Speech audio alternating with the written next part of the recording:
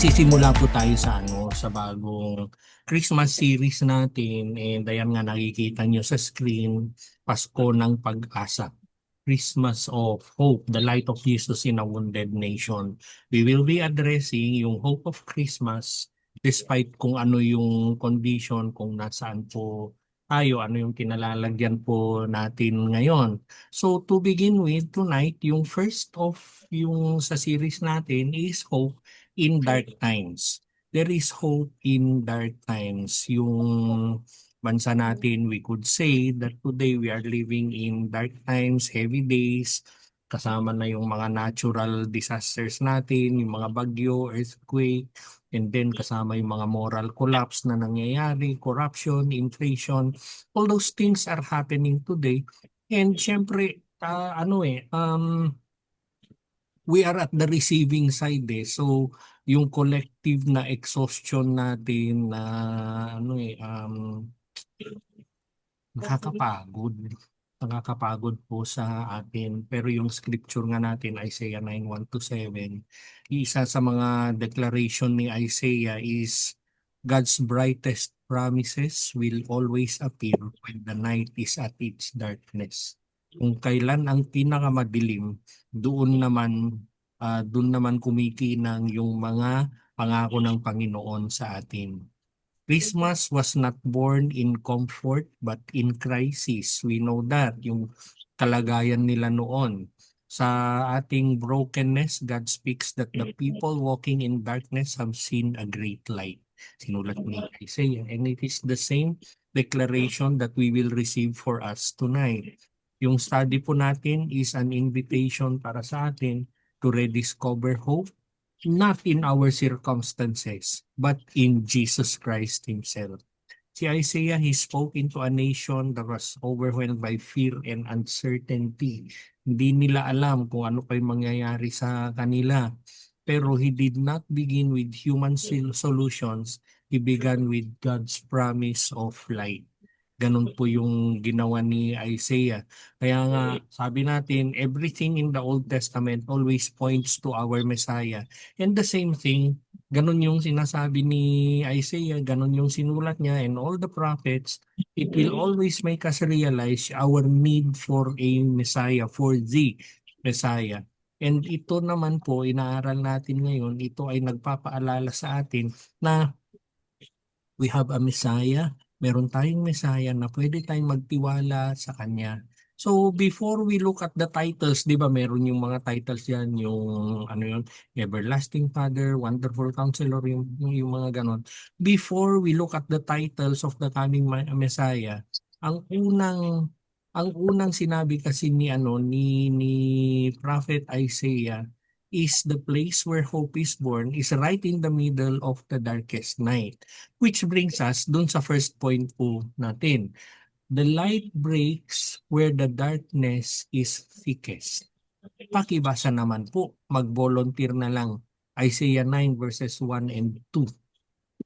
Nevertheless, the gloom of the distressed land will not be like that of the former times, when he humbled the land of Zebulun and the land of Naphtali. But in the future, he will bring honor to the way of the sea, to the land east of the Jordan, into the Galilee of the nations.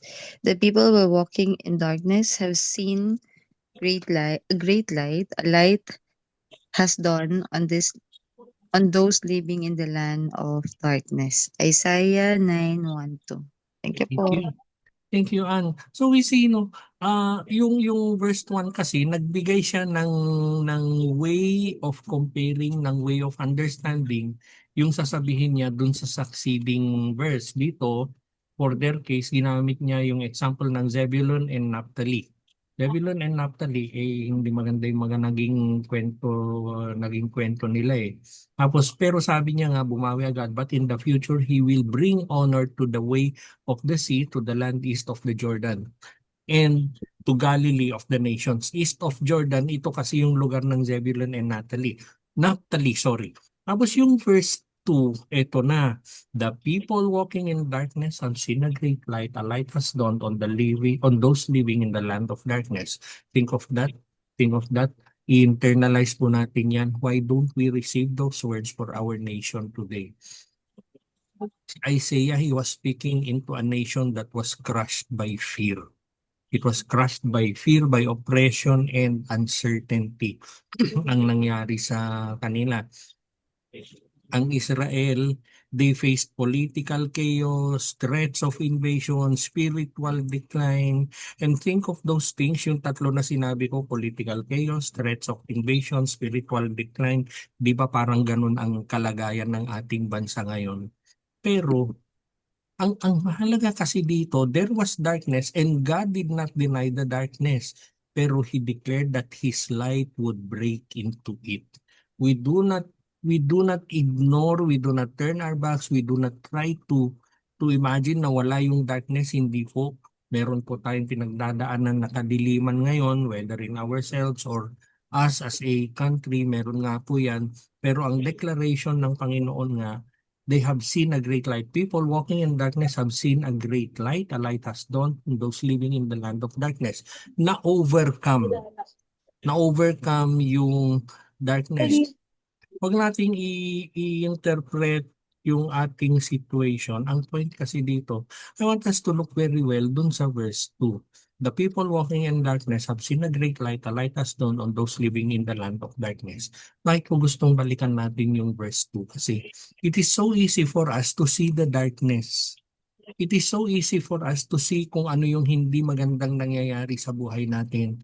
Pero if we were to look carefully and understand carefully yung verse 2, wag po nating i-interpret yung situation natin or yung buhay natin, yung kalagayan natin by the darkness that is around us. Ang sinasabi ko, do not let the darkness define you.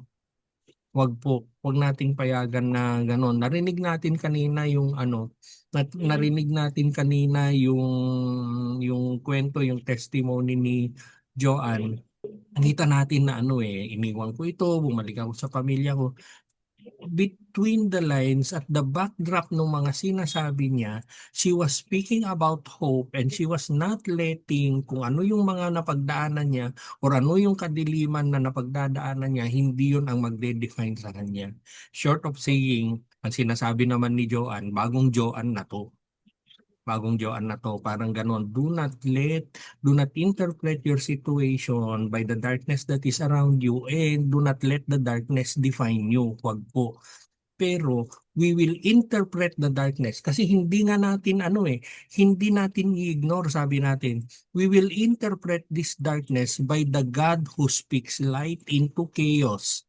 Ano yung mga napagdadaanan natin, ano yung mga issues, whether it be national, whether it be personal, ano man yung napagdadaanan natin. Yes, there is darkness, but we will interpret this darkness by the God who speaks light into chaos. Merong Panginoon, meron siyang ginawa, alam ko yung kaya niyang gawin, we can trust in Him, we could put our faith in Him, we can overcome. Parang kung araw-araw mo sinusundan kung ano yung mga nangyayari sa gobyerno, yung parang lalong gumugulo. Parang ang daming mga nagsisiraan. Pero when national fear will grow, we have to always remember na si God meron siyang track record of entering into impossible places. Walang walang walang ipapanama yung mga talino ng mga naririnig natin sa kakayanan ng Panginoon natin. Jesus does not wait for perfect conditions. Hindi po. All throughout the Bible, He does not wait for perfect conditions, pero He creates hope where hope cannot be found. Think of yung woman na bleeding for 12 years. 12 years na siguro kung 12 years na ganun, tanggap na lang Or yung bulag na mula pinanganak, bulag na siya. Or yung lumpo na mula pagkabata, lumpo na siya. There was no hope in all of them. Yung pinuntahan niya dun sa yung pool of Bethesda, yung pinuntahan niya dun, mula 34 years, no? Mula pa nung pinanganak ako, ganito na ako, sabi niya. Tapos tuwing pupunta ako sa tubig, hindi naman ako, naunahan naman ako, wala na tanggap na niya Jesus creates hope where hope cannot be found. We read in the Bible, we read it in our lives. Meron pong pag-asa even where hope cannot be found. Ano yung mga dala-dala natin ngayon? Ano yung mga nasa puso natin ngayon na mabibigat sa mga puso natin ngayon? God can speak hope into all of those. We just have to keep on trusting Him. Meron pong pag-asa sa Panginoon. He can create hope where hope cannot be found. Expert siya dyan. Basahin po natin yung mga Gospels natin. He will always do that. Kaya nga, sabi ni Desmond Tutu, hope is being able to see that there is light despite all of the darkness. We can see that there is light despite all of the darkness. Ano yung kadiliman? Pero through the darkness, we can always see, we can always find hope. Where have you allowed the darkness in our nation today or in your personal life to become louder than God's promise? Kasi it is time for us to think of that. Siguro, it is worth for us na pag nilayang na po natin yan, papasok na po ang Pasko, tapos pag nilayang na po natin yan, yung last week, yeah, that was last week, minsan, parang, Lord, saan manggagaling yung hope na yan, di ba? Kaya ako sinabi nung last week, meron akong kausap na taga Baguio. Nung kausap taga Baguio, we were talking about yung prices ng mga bilihin and everything. Syempre, pagdating sa gulay, mas mura dapat doon. Pero sabi niya, hindi na lahat ng hindi na lahat ng mga taga Baguio, hindi na nila afford lahat ng magluto ng pinakbet, sabi niya. Kasi yung mga gulay ang mamahal. Ang mamahal na when we look at these things, yung mga darkness na ganyan, will we allow yung darkness that we see, that we experience, will we allow all of this to speak louder than God? Ang tanong po kasi dyan, yes, there is darkness, but on the other hand, there is God. Sino ang papayagan mong manalo dun sa pag-clash ng darkness and God sa buhay mo?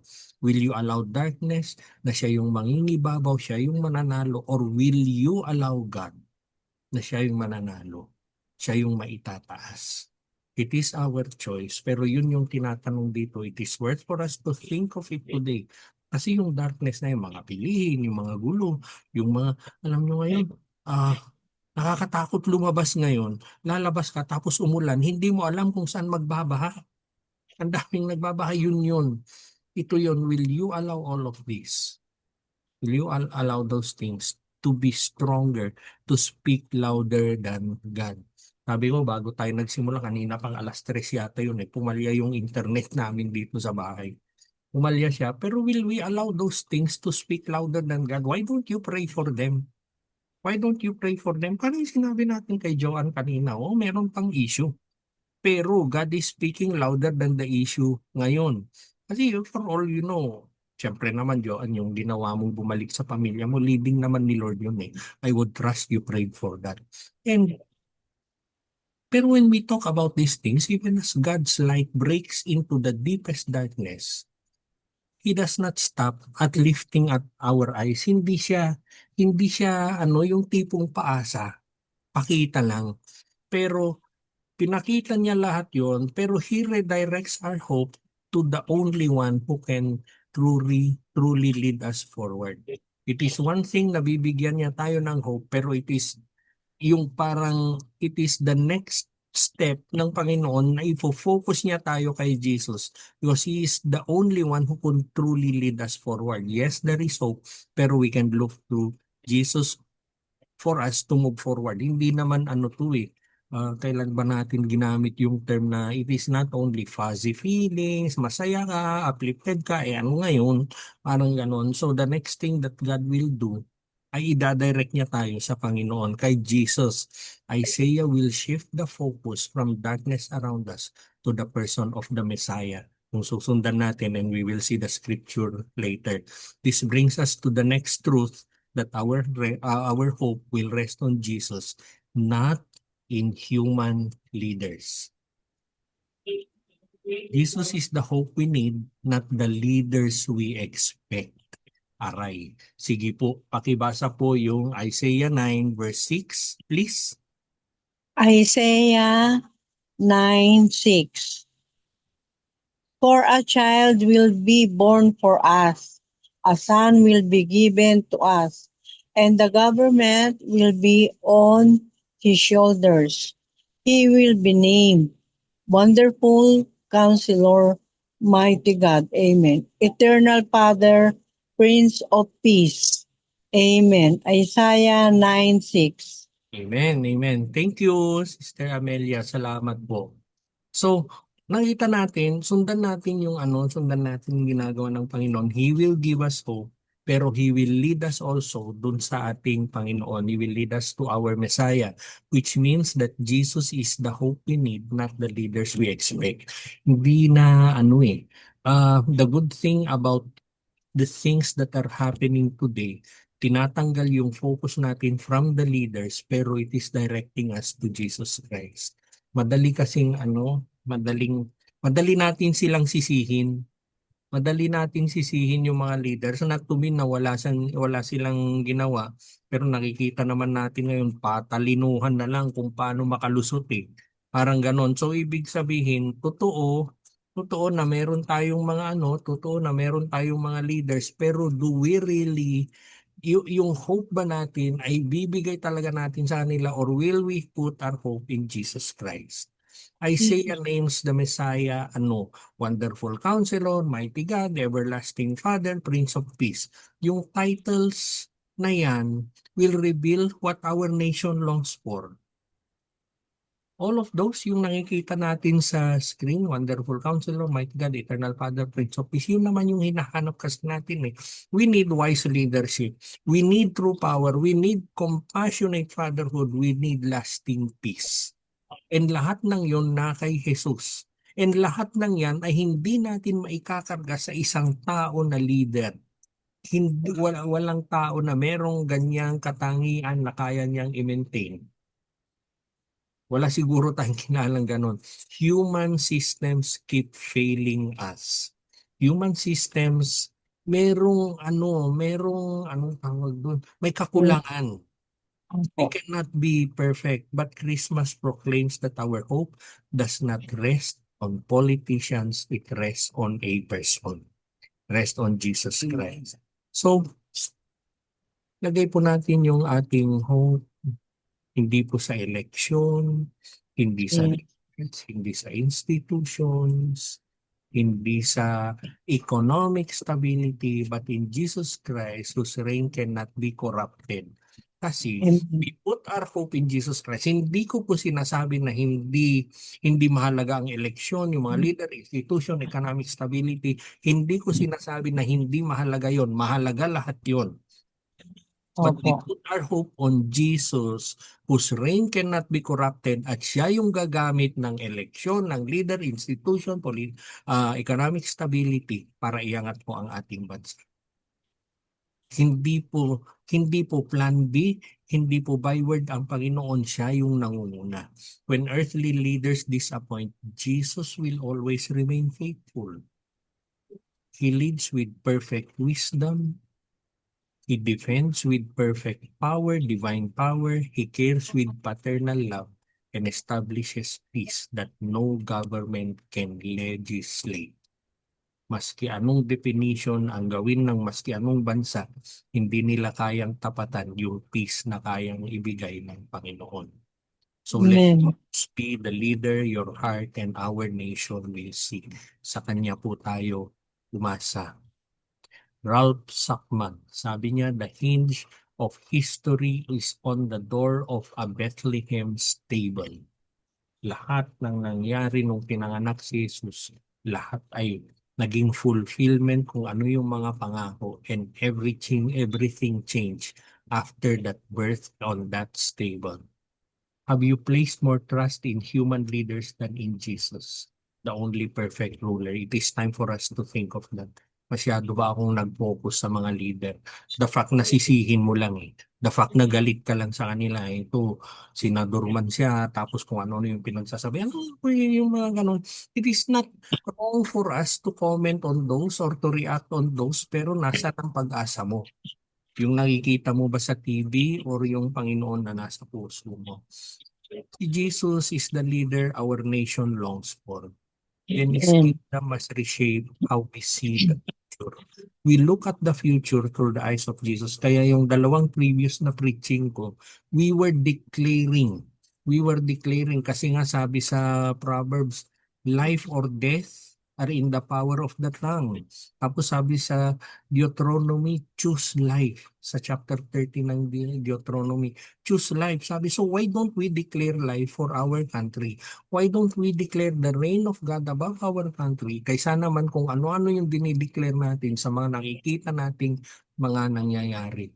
If He is the leader that our nation will long for, then His kingdom will reshape how we see our future. Kaya siya hindi po siya tumigil.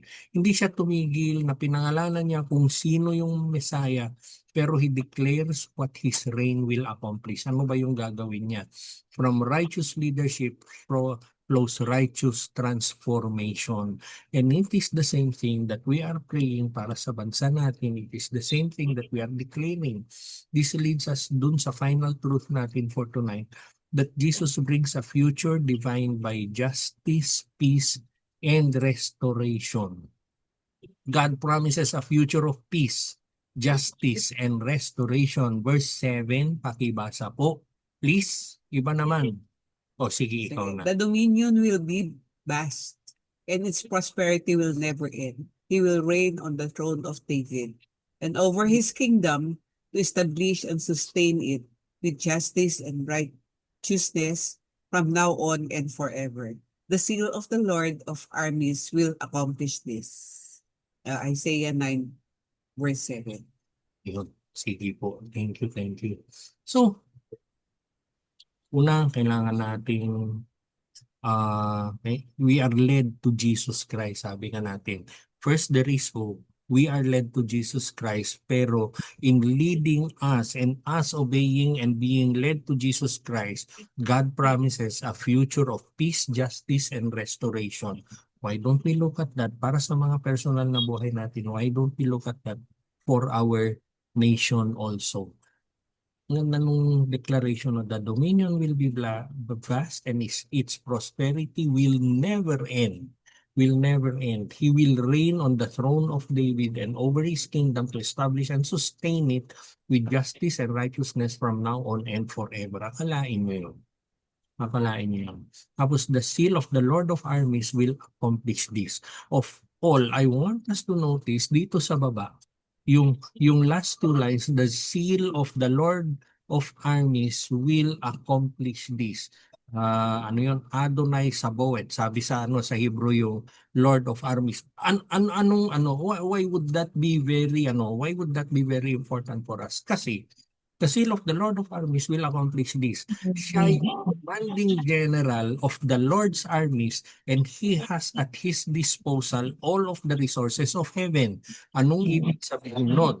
Para ma-accomplish niya kung ano yung sinulat niya dun sa nauna dito sa verse 7, he has all the resources of heaven to accomplish that. Amen. Kanino ka aasa? Kanino ka aasa? Aasa ka ba dun sa very limited na resources ng kung sinong politika, kung sinong bansa at matalinong taong yan, or aasa ka sa Panginoon? Yung Sa Panginoon. God's kingdom is not abstract theology, hindi po, pero it is God's future breaking into our present. Ito yung plano ko. Sabi ng Panginoon, ayan o nasa screen natin, ito yung gusto kong mangyari. Sabi ng Panginoon, will you trust me or will you trust otherwise? Amen. Isaiah assures us na yung reign ni Jesus will be marked by justice, righteousness, and peace, and forever, sabi pa niya. In a nation where injustice abounds, and corruption seems endless. Sabi nga natin dati, corruption seems normal. God is reminding us that His kingdom will not fail. Alam niyo yun, ibig sabihin yan, may katapusan din lahat yung mga kalokohan na yan. Opo. Katapusan din lahat yan. He is rewriting our story. God is rewriting our story. Hindi lang as a country, pero as individuals para sa atin. Marami tayong mga challenges. There are challenges na, Lord, ilang taon na Lord, matatapos pa ba ang lahat ng ito? Iniisip natin, Lord, sasagutin mo ba yung panalangin ko? Why don't you hear God telling you tonight? May katapusan lahat yan.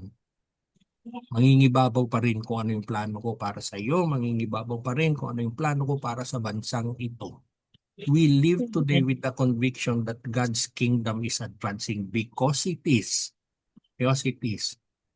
Huwag tayong we will not speak death, we will not speak defeat over our family, our church, our nation. Hindi po, we will not do that. Pero we will align our life with the justice and righteousness of Jesus Christ. Doon po tayo nakatuon. Mangyayari yan, Lord. Sinabi mo, pinangako mo, mangyayari po ang lahat ng yan. When His people walk in integrity and obedience, they become instruments of national healing. Pag nandun po tayo, when we talk about integrity, we walk, we live with integrity and obedience, tayo pa itong gagamitin ng Panginoon.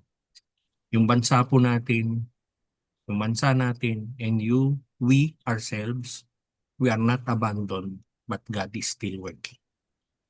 May ginagawa pa po ang Panginoon sa atin.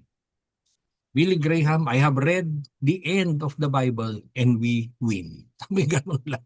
Oh, I have read the end of the Bible and we win. Sabi niya, everything. Nabasa ko lahat yan. At tayo yung panalo. Papayagan mo ba na kung ano yung mga nangyayari sa mundo, o ano yung nangyayari sa buhay mo na hindi magaganda, papayagan mo ba na yan ang pangingibabaw sa Panginoon? Amen. Mahal ko. What part of your life needs to align with God's righteousness so you can be a bearer of hope in a broken nation? Saan ba yung yung mga pagkakataon na akala mo wala nang pag-asa? You feel broken. Marami po tayo noon. I do have those moments also. Meron po tayo lahat noon. Saan ba yun? So, pwede nating pasakop sa Panginoon. We can trust God. We can surrender to Him today. And we will be instruments. We will be bearers of hope. Si Isaiah, he lifted our eyes. Ang ganda nung yung pag-progress niya dun sa dito sa Bible study natin. Una, there is hope. Pero meron kang Messiah. And then kung ano yung plinano ko, pinangako ko, mangyayari lahat yan. Umasa tayo sa Panginoon, hindi dun sa mga leader na hinahanap natin. As Isaiah lifts our eyes to the unstoppable hope of God's kingdom, napaalala niya po sa atin that His light is not merely theological. Ito na. Hindi lang ito yung nababasa mo sa Biblia, hindi lang ito yung nakikita mo sa Biblia, hindi lang ito yung make you feel good dahil nabasa mo, hindi. The light of God is experiential. Nangyayari po at mangyayari po sa atin. Yung mga pangako niya, they will become visible. Ano yung pinangahawakan mo na pangako ng Panginoon sa iyo because they will become visible. They are in real stories of real people walking through real darkness. Nangyari po, marami ang naka-experience ng ganyan. And when they trusted in God's light, they were always able to depend on God's light. One powerful example ay yung buhay po ni Tim Tebow. Narinig nyo na ba yung pangalan niya? Especially during a Christmas outreach in the Philippines. Yung nanay niya, Pinay kasi, si Tim Tebow. Tapos nag-outreach sila dito sa Pilipinas. Madalas niyang sabihin na the deepest meaning of Christmas became real to him, not in a decorated room, but in a place of pain. It happened in a place of pain. Nagkaroon po sila ng outreach sa Pilipinas. Ang advocacy nila ay yung mga bata na may mga deformities sa mga katawan nila. Pero may deformities na nga sila. They were abandoned, hindi sila makapaglakad, hindi lumalaki. And they were in the, ano yun eh, yung very challenging na conditions. Very challenging conditions dito sa bansa. And nung pinuntahan nung mission team nila yung mga batang ganon, marami silang mga deformities, abandoned, ang hindi makalakad, hindi lumalaki, ganon na nga yung condition nila. They were expecting tears, ang lulungkot sana. Pero pagdating nila doon, yung mga bata, nagkakantahan. Yung mga bata, kukunti yung pagkain nila. Tapos sa pagkain, walang mga regalo. There was no comfort, of course. Pero anong ginawa nila? They were lifting their voices in simple Christmas songs. Sana hindi na lang sila nagkakanta, pero dun sila nagkakanta lahat. They were singing, they were caroling, they were worshiping ang Panginoon above their deformities, above their hunger, above yung mga frustration nila dahil na-abandon sila. Sila pa yung nagkakantahan at ang sasaya. Na-overwhelmed po si Tim Tebow. He said, it felt like light was flooding the darkest room I had ever stepped in.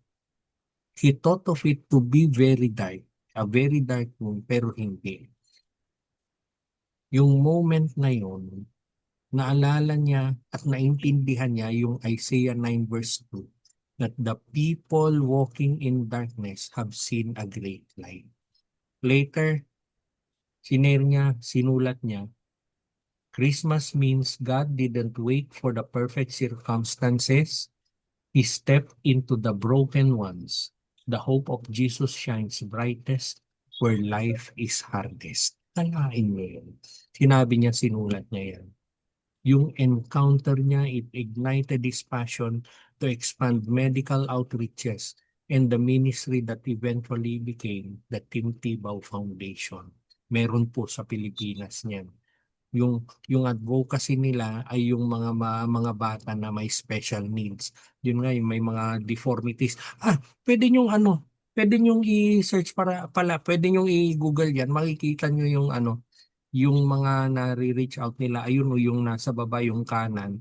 Tebow Cure Hospital. Yun po, sa foundation nila yun.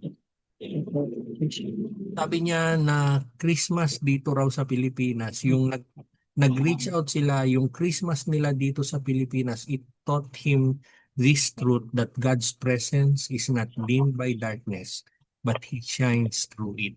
The people living in darkness have seen a great light. Ito po yun. Ito po yung inaral natin ngayong gabi. There is hope in dark times. There is hope in dark times. Ayan po. Light breaks where the where the darkness is thickest, sabi nga natin, and then Jesus is the hope we need, not the leaders we expect. God promises a future of peace, justice, and restoration. Would you believe that? Yan po yung pangako ng Panginoon sa atin. Para sa breakout room po natin, yun, meron tayo. We'll give time para sa breakout room natin. How will you personally bring the light of Jesus into a dark place in your family, workplace, or community starting this week and throughout this Christmas season? Ang ginagawa ko to, iniisip ko para tayong mga naghahanap ng kadiliman. How will you personally bring the light of Jesus into a dark place in your family, workplace, or community? First, define it. First, look for it. And then bring the light of Jesus doon. And throughout, starting this week and throughout the Christmas season. Tapos, syempre, yung last which part of our Bible study at the deepest impact on you. Ayun po. Na-send na. So, stop share ko na. Meron tayong 15 minutes. Ito na po, magsisimula na ang inyong 15 minutes. Kasi, I just want to share, sis, do. oo. Ang aking clear example, si Kim, my adopted daughter. Oo. She is black, she has kinky hair. She used to be bullied at school, no? And then I talked to her and I sat her down. I said, look, God made you this way. You are so beautiful because God made you this way. I wish I can have your hair, but I have straight hair because that's how God made me. Sabi kong ganun sa kanya. But you have to stand tall and have confidence na wag kang loloko-loko diyan. You stand na palaban ka. Kasi kung makikita nilang nakayuko ka, na para kang talunan, talagang marami diyang mga bully sa paligid. Not only children, but maski na yung mga adults. Pero kung the way you walk and the way you carry yourself, na wag mo kong ano-anuhin at hindi ako kakayang-kayanin, ganun ba? And since he took my advice, maano na siya, no? Ang galing na niya. Talagang, ano siya, very talkative na siya ngayon. At saka marami na siyang kaibigan. You know? Yeah. Yun lang ang I just want to share na it is a clear example of, because the way she carried herself with confidence, and hindi siya yung, yung para bang takot na may bubuli sa kanya, ganyan, naging mabuti yung kanyang buhay sa mga pakikitungo sa kapwa-tao. Yun lang naman. I just want We saw Kim yung confidence niya makikita mo sa kanya even though parang siya yung dark nga kinky hair so ita siya, di ba? So but she is very confident in her tama ngayon. Makita mo how she talks with you kahit older ka, how she talks with you. Very confident. Very confident. And Eh, she is now in the honor roll pa, no? Wow. Kaya Sabi ko creative. nga the future Miss Universe. Amen. Ayun. Sige, before I share the screen, kasi yung mga usapan natin, ikwento our problems, tapos yung yan, pati yung nakaharap namin, there's a scripture sa Exodus. Merong scripture sa Exodus which is quite popular among many, yung nandun sila sa dulo ng Red Sea and then lulusubin na sila ng mga Egyptians. Tapos may sinabi si Moses, basahin ko na lang. Ba't nalipat? Exodus 14 verse 13. But Moses said to the people, "Don't be afraid, stand firm and see the Lord's salvation that he will accomplish for you today. For the Egyptians you see today, you will never see again. The Lord will fight for you and you must be quiet." One of the advices sa atin nga that came out tonight, huwag kang mag-focus kasi dun sa bakit ka nakapokus dun sa mga masamang nangyayari. I want us to put ourselves dun sa yung time na si Moses, kausap niya yung mga Israelites, tapos at one side ay yung dagat, at one side ay yung mga lumulusob na na Egyptians. And then he said na stand firm and see the Lord's salvation that He will accomplish for you today. For the Egyptians you see today, yung pang-aapi, yung stress, lahat ng anything that is not good, yung gutom, yung pagkukulang, the Egyptians that you see today, you will never see again. But the Lord will fight for you, sabi niya, di ba? Pero if we were in that situation, at one side is the Red Sea, at the other side ay yung lumulusob na Egyptian. Bakit ko sinasabi yon? Kasi you will never be able, di ba hinati nga ni Moses nahati yung dagat Nahati yung dagat tapos nakatawid sila. You will never be able to cross the Red Sea if your eyes are on the Egyptians. Talikuran mo sila kasi it is a choice between looking at our Egyptians or looking at the glory of God. Saan ka titingin? Saan ka titingin? Ito yung sinasabi kanina, huwag kang nag-focus sa ganyan. Ito yung sinasabi sa kanina na ano yun, fix your eyes on Jesus. Yes, you will fix your eyes on Jesus. It does not mean that you will ignore kung ano yung lumulusob sa'yo, pero you will trust kung saan nakatuon yung mata mo, kung nasaan nakatuon yung buhay mo. Yun po, and I will share yung screen na naman. So, ito po yung ito yung pinasis natin, and I hope somehow naliwanagan po tayo ngayong gabi dun sa mga pinag-usapan natin. We are in a wounded nation. Sugatan po ang Pilipinas, sugatan ang mga Pilipino sa mga nangyari. Alam niyo, kung minsan I am inclined to agree dun sa mga nagsasabi na dapat may tax break muna ang mga Pilipino. Ilang bilyon yung yung mga nawala.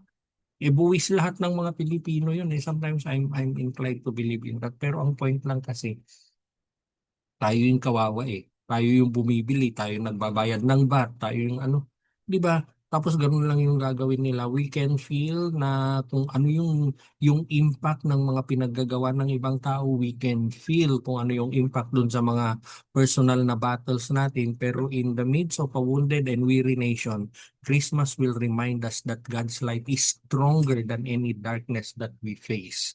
Mapagkakatiwalaan po natin ang Panginoon, ano man yung kadiliman na kaharap natin. Yung sinulat ni Isaiah, it is a call for us to lift our eyes from the chaos of the moment to the King whose kingdom cannot be shaken.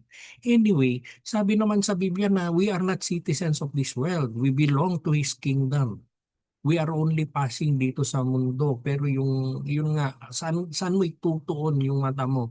Parang yung example natin sa Exodus, haharapin mo ba yung mga Egyptian, yung stress, yung nakikita mo yung kakulangan mo, or will you turn your back on them, cross that Red Sea, focus on the glory of God. Yung birth of Jesus is God's declaration to all of us that despair will not define us. Despair will not define us. All of us alam natin yan, and I hope we will bring this home tonight, that despair will not define us. Ano man yung ginagawa ng mundo sa atin, yung mga kasamahan mo sa trabaho, yung mga stress ng trabaho, stress ng mundo. Na ano lang ako kanina, you were talking about your job, you're talking na sabi nga natin, sabi ni Sister Nieva, maski saan ka pumunta, meron yan. At meron Kaya eh. kaya huwag kayong mag-alala na kayo may mga stress. Oo. Meron lahat. Meron at meron yan Meron. eh. Ganun talaga eh. Meron yan. So it is a choice for us na ano yung haharapin mo, paano mo haharapin, magtitiwala ka ba sa ginagawa ng tao, sinasabi ng tao, pang-aapi ng tao, magtitiwala ka ba doon, or magtitiwala ka ba sa pangako ng Panginoon? Magtitiwala ka ba sa Panginoon? Tayo po mga mananampalataya tayo. We are called to carry the light of Jesus. We are called to walk in His righteousness and live as witnesses of hope. And sana yun po yung kung meron man encouragement yung Bible study natin tonight, we live, we can walk, we can be carriers of the hope of the Lord. Hope of the Lord. Hindi tayo yung tipong minumura na ang Pilipinas, hindi na maganda yung mga pinagsasabi tungkol sa bansa natin, meron nang nagdi-declare, wala nang kinabukasan, mamaya lulusubin na tayo. Hindi ikaw yung, ay oo, totoo yan. Hindi po. Hindi po. We lead people to the plan of God. We lead people to the truth of God. So anong gagawin po natin? Maging matatag po tayo. Let us shine brightly. We will trust that God is not finished with us personally. Hindi pa rin po siya tapos sa kwento ng Pilipinas. Binubuo niya lahat yan. Amen. Amen. Amen po. Thank you, Lord. Amen po. Worship po muna tayo and then we will pray.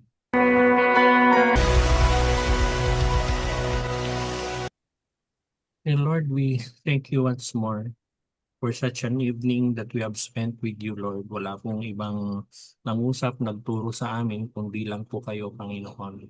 Lord, you are the light of the world, and we pray that you would shine upon our hearts and upon our nation, Lord. In our darkness, we pray that you would be our hope. In our weakness, be our strength. In our fears, be our peace, Lord. Let your light push back corruption, injustice, and despair in the Philippines. Lord, we pray to be bearers of your hope, carriers of your truth, witnesses of your kingdom. Lord, would you restore our land and heal our people, and let your glory rise over this nation.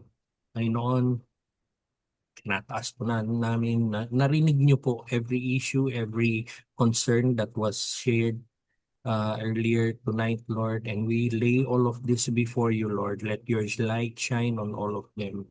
Lord, we pray for everyone, Lord, to join us the December 8th Christmas party, that it would be a happy day. Parang iwawaksin namin yung darkness. We come to see each other and be enlightened, Panginoon. As we see each other, we are enlightened, we are strengthened, we are refreshed, Panginoon. Salamat po sa pagkakataon na sa birthday mo kami magkita-kita, Panginoon. Birthday celebration mo, Christmas party, Panginoon. That we will come to see face to face. Thank you, Lord, for this opportunity, Panginoon. Thank you, Jesus.